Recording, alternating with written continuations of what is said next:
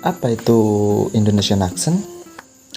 Jadi Indonesian accent itu logatnya orang Indonesia dalam ngomong bahasa Inggris. Jadi maksudnya dalam video ini tuh ngomong bahasa Inggris pakai logatnya Indonesia.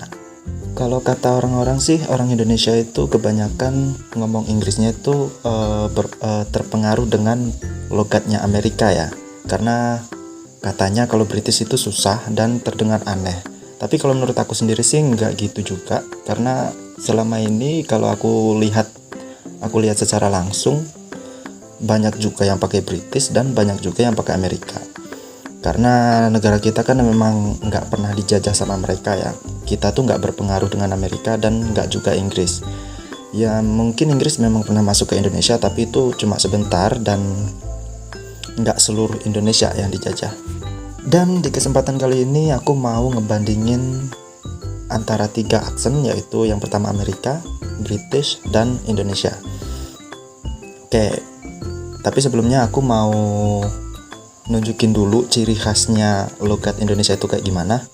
Jadi logat Indonesia itu paling menonjol di bunyi R, T, dan F dengan V. Oke, yang pertama adalah bunyi R. Kita tahu ya, bunyi R di Indonesia dan Inggris itu beda. Di R-nya kita itu kuat banget dan di Inggris itu lembut atau tipis.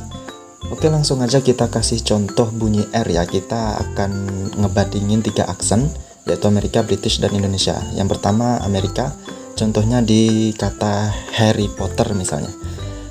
Kalau Amerika, Harry Potter. British, Harry Potter. Indonesia, Harry Potter.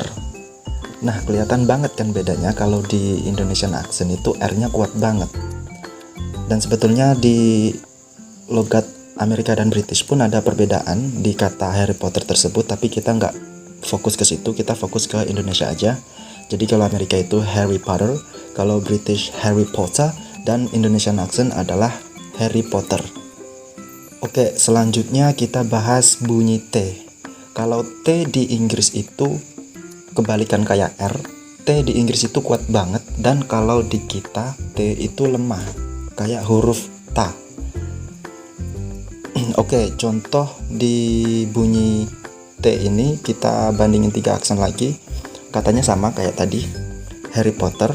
Kalau Amerika itu Harry Potter, kalau British Harry Potter, dan Indonesian accent Harry Potter. Kelihatan banget di kita ambil kata Potternya. Kalau Amerika itu T-nya mereka flap jadi kayak bunyi D gitu tapi tipis. Dan kalau British itu T-nya kuat banget. Sedangkan di kita T-nya itu kayak huruf ta.